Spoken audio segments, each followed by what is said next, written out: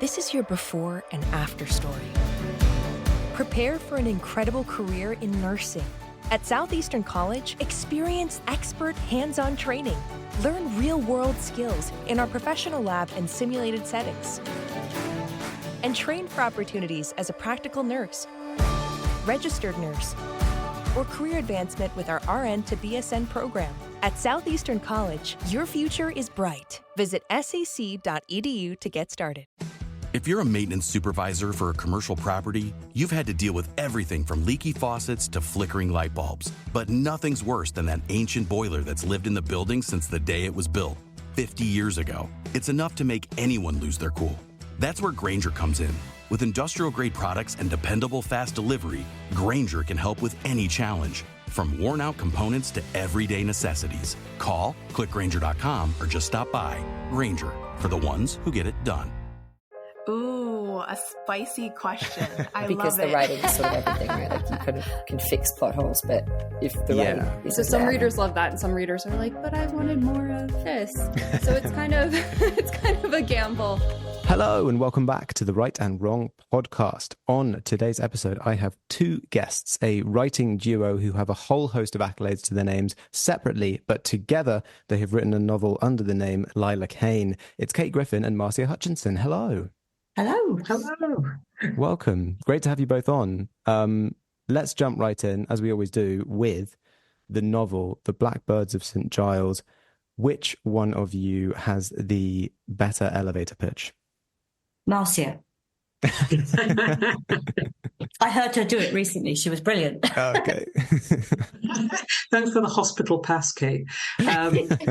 So Daniel, an escaped enslaved person, ends up in London, and he and his sister, Pearl, navigate the horrors of Georgian London while trying to claim their inheritance. That's the elevator pitch. But you also had another elevator pitch, which involved Peaky Blinders. That was my favourite one. That one. Yeah. Elevator pitch 2, Peaky Blinders meets Bridgerton. Yay! Oh, okay. That's the commercial one. That's the quick sell one. I like that one. Yeah, the gritty underbelly of Georgian England. Yeah. Oh, okay. It is, yeah. And it's very different to Bridgerton in that it is kind of totally the flip side of that world. But when Marcia said Peaky Blinders meets Bridgerton, and that was a light bulb moment for me. I thought, oh, yes, she's so clever. Okay. So what I'm really interested in, and I've had a few kind of writing duos on the podcast in the past, is it's quite a specific idea, like a specific concept. At what point did you guys kind of have this idea? Was there like a back and forth? Were there different ideas? How did you settle on this? Do you want me to start, Marcia? Or yeah, off you go. Well, we both share an agent, and she had heard kind of in passing that there was a group of black men and women who lived in Georgian London, and that they were known as the Blackbirds of Covent Garden, and that was all she had. And so she came to us both and said, "Oh, I've heard this kind of like historical idea. Can you write a book about it?" And so she kind of introduced us, and with nothing more than the Blackbirds of Covent Garden, really, as a kind of like her elevator pitch. And I think we both were slightly kind of surprised, to be honest. And we sort of, I think, padded around each other like a couple of cats and thought, wow, would this work? And kind of, where would we go with this? And I think we discovered that we share a sense of humour. And I think we found that we liked each other quite a lot. And then we started talking about what you could do with the idea of the Blackbirds of Covent Garden. And yet when we first started to research it, we found they weren't even the Blackbirds of Covent Garden. They were the Blackbirds of St. Giles, which is very specific. Mm-hmm.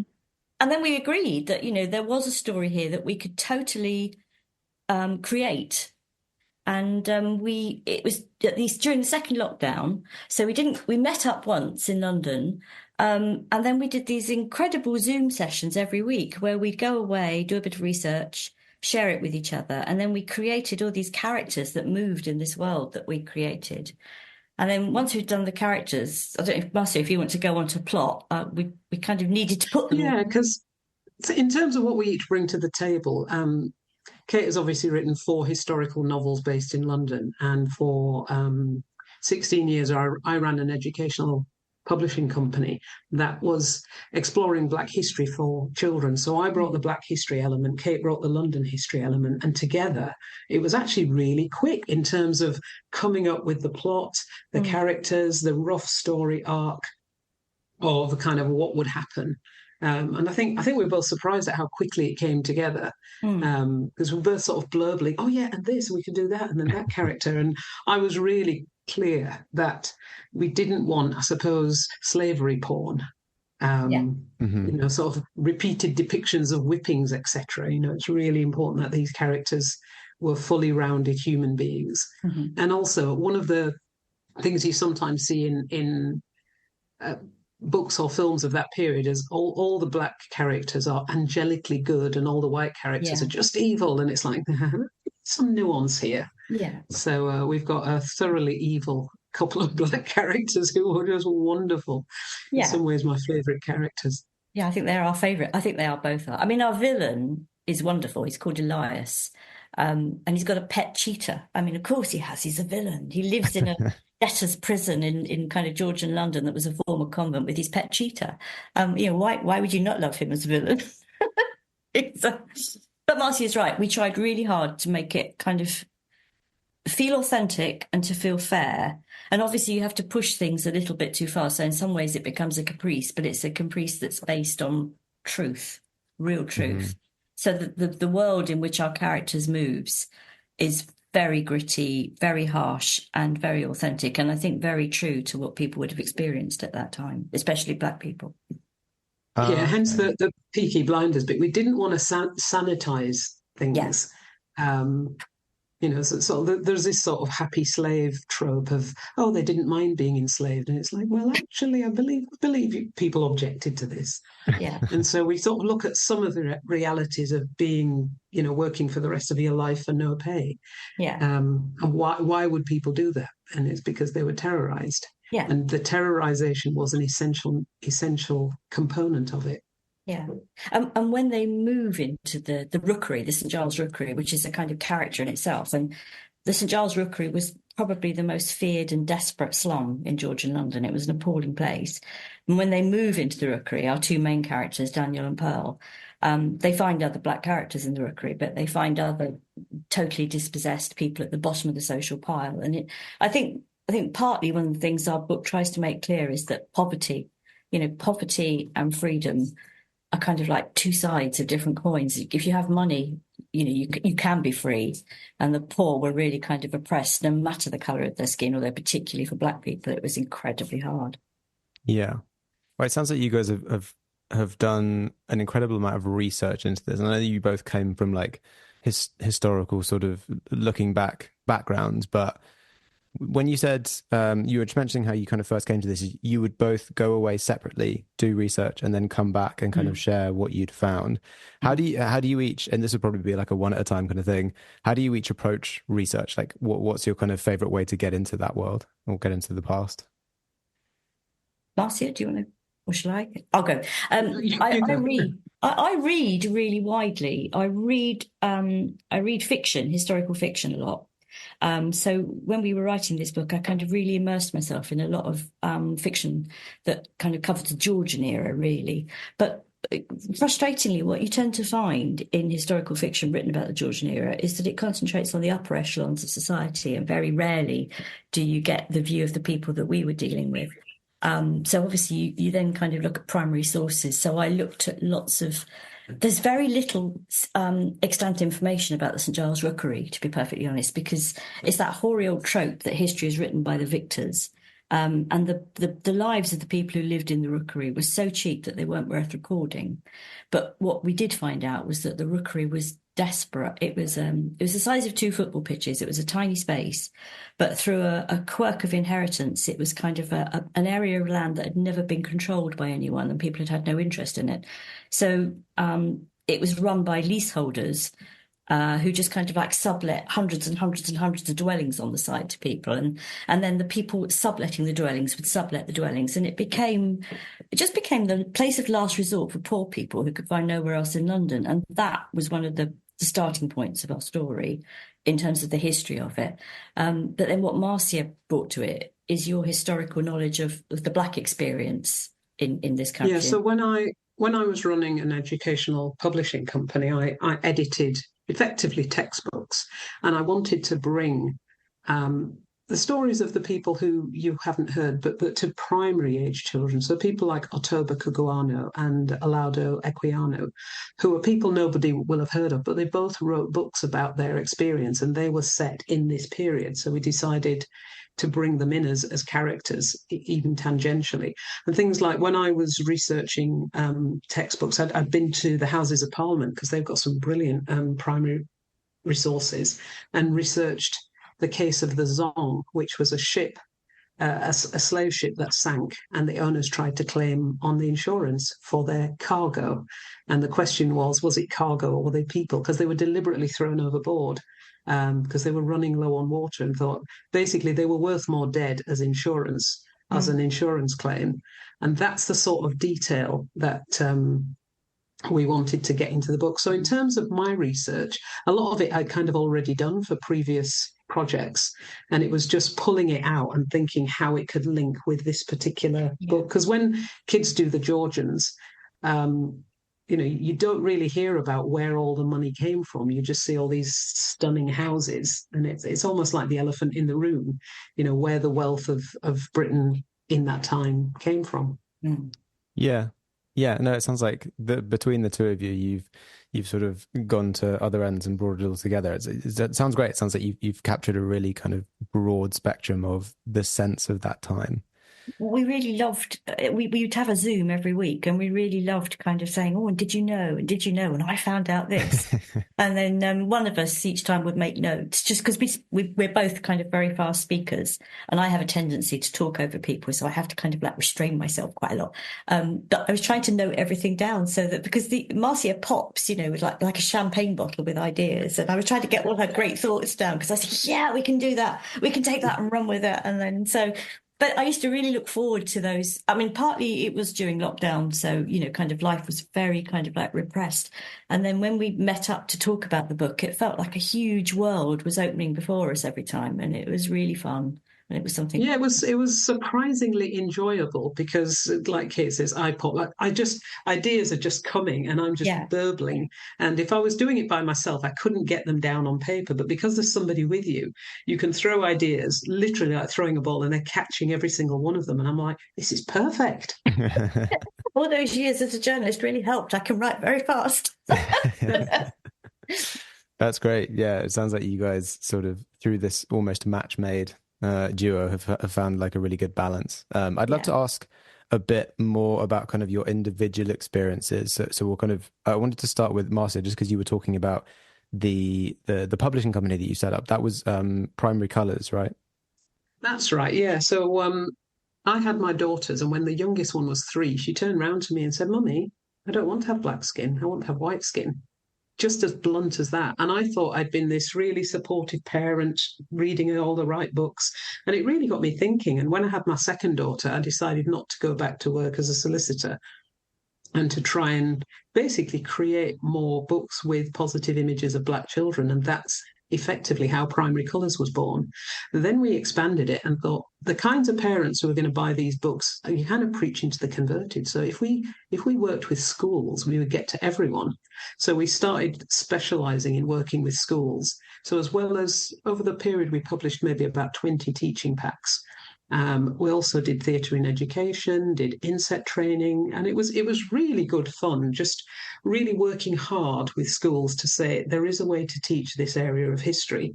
So we would develop some of the stories into plays. I actually turned up at schools with a full-length whip, and I could crack this whip within 6 inches of the kids' feet in assembly. Wow. And they'd all scream, and I'm like, yeah, this is what it was like. You never told me that before. Oh, well, I could literally crack a whip. Wow.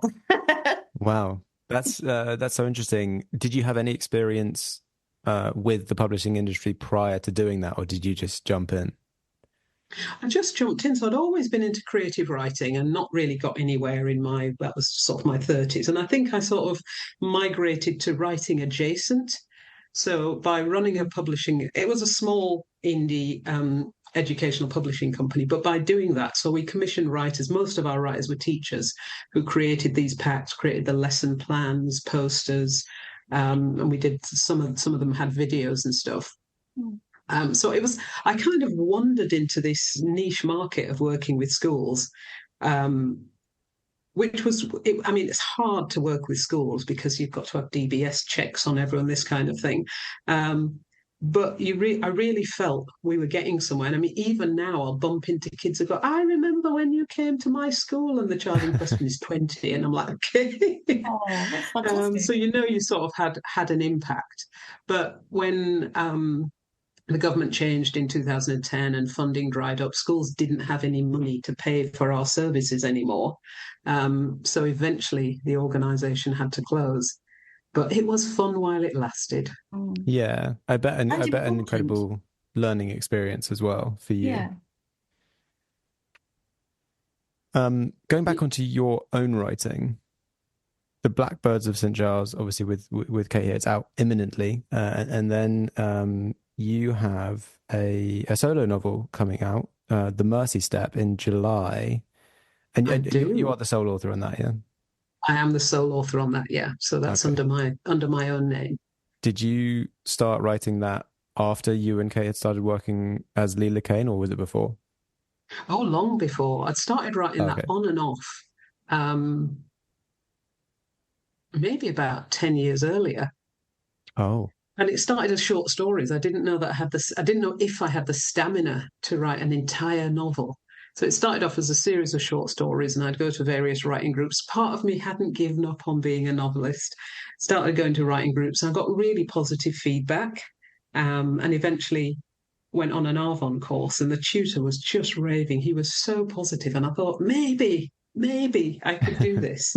And gradually turned it into a full novel. And I mean, it was hard writing because it's autofiction, so it's loosely based on my childhood. But very much fictionalized. But yeah, it's been such a lot of fun writing it. Okay, and that was, I was going to ask later on, but we may as well ask now. Is so you guys said that you were put together by you share an agent, is that right? Yes. Yeah. Okay, and the agent also represents Lila Cain. Yes, she does, yeah. Yeah, so I've got a separate agent for my solo work, but we've got one agent for our joint work. Ah, okay. Right. And the Mercy Step, that was with your solo agent, that was negotiated and is being published. Oh, okay. It's a complicated world, publishing. Yes, it is, yeah. Two authors with many agents. Many names. Exactly, many names. And in a similar tack, moving on to you, Kate. Will this be your 6th published novel? No, I did 2 for children, then I did 4 for Faber and Faber. These are all historical. Okay. Then I did a standalone book called Fine Shade, which was a Gothic book. Mm-hmm. And this will be my 8th book.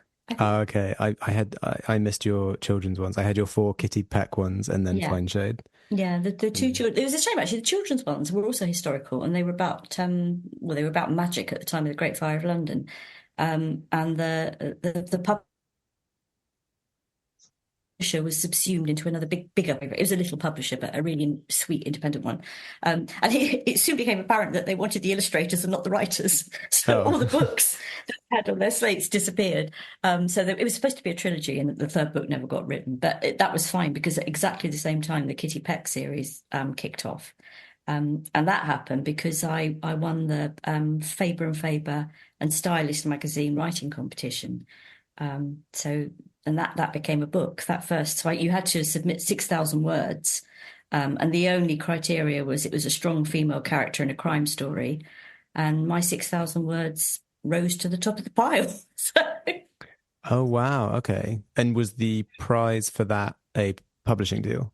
Yes, it was. Yeah, it was, which amazing. And, I think I was so naive at the time because no other books had been published, and I'd kind of tinkered a bit. I was a journalist, so I loved writing, but I was always writing other people's stories, not my own.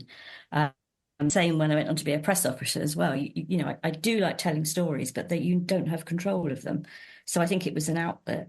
So yeah, the Kitty Peck thing, like I wrote my 6,000 words, won the competition. I went to this interview and they said, "Oh, so where's the rest of the book?" And I said, "Well, I haven't written it yet." And I saw this look of panic on their faces because they obviously had decided that that was going to be the winner. It was a Victorian set book about a girl in a music hall and a drug-addled crime baroness, basically. That's my elevator pitch. And they said, "Well, do you think you can write it in," and this was October. They said, "Do you think you can write it all by February?" And I said, with the great kind of like confidence of naivety, yeah, that's fine. And I did. I wrote that first book, Kitty Peck and the Music Hall Murders, in 14 weeks. And I've never worked so hard in all my life because I had another job before. I was working 4 days a week at my other job. And it was a really snowy winter. And I tell this people this story because I write in the basement of our house where I am now. And I just used to look up occasionally, come up for air, and there would be people walking past with snow all over their shoes and boots. That's all I could see was their feet. And there's so much snow in that book because that was my only inspiration, I think, at the time. So yeah, that's how I started. Okay. And did you have, so when you sort of applied for the competition and won it, did you have an agent at that time or did you get an agent subsequently? It was great, actually. My editor at Faber and Faber said that she wanted a series, and she said if I was doing a series, I definitely needed to get an agent. Right. So she put me in touch with Eugenie Furness, who has become Marcia and I's agent for the Blackbirds books, because there are two of them. We're working on the sequel now, which is very exciting. So yeah, and Eugenie has been my agent ever since, and she's great. So. Oh, okay. Okay, that's great. Yeah, it's because I've spoken to a lot of people people who win competitions often, especially if there's a prize, which is the deal, is like they are then it's highly suggested that they get an agent before they finalize that deal. So I was just wondering if that was where you found that. So that's cool. I think one of the things that you do find if you are a competition winner is that you never quite escape the shackles of imposter syndrome, because you think, oh, I'm not a writer who's been to loads of kind of courses and honed her craft. I just happened to fall into this by mistake, and one day somebody will find me out. Don't worry, I think it affects four all of the books. If I you know. were just a competition winner, you'd be a one-hit wonder. I think you've well and truly Oh, you're very nice. earned your spurs. Yeah, but I think, Marcia, we all feel imposter syndrome, I think, to a certain extent. And, so yeah. We mustn't. Yeah, absolutely. I was talking to Amanda Prowse the other day, who is an international best-selling author, and she was saying when people ask her what she does, she doesn't say author because she doesn't feel confident enough to say it. Yeah. I know, I listened to that one, and she's written 30-odd books in 10 years. It was astonishing that she didn't feel she could say author. Yeah, really amazing. We are at the point in the episode where I ship you both off and maroon you on a desert island and ask you, if you were stranded with a single book, which book do you hope that it would be? And Marcia, why don't you go first? Oh, Beloved by Toni Morrison. She is just I kind of consider Toni Morrison to be the Don Dada of writers. You can read a paragraph of her writing, and in a sense, you kind of can't distinguish the sentences, but it gets you viscerally. I just loved her work and still do. I mean, Terrifying is Beloved, and it's interesting given what we've written, because it's about a child who's killed by their mother while they're escaping slavery, because they would be caught if the people heard the baby crying. And this child's ghost haunts them, and it's just the things you have to do to get by in certain kinds of oppressive societies. Wow, yeah, powerful choice. And Kate, what would you hope the book would be? I would hope it would be Great Expectations. Okay. I